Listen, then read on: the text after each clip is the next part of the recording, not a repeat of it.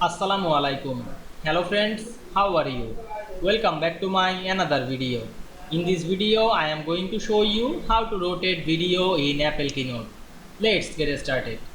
At first, you have to open your Apple Keynote software on your browser. Now I am create a blank slide. Click this plus icon and choose the blank slide. You can choose another slide template. Now I am insert the video. Click this media option and go to the choose media. Now we can see here many video. Now I am select this video and click open.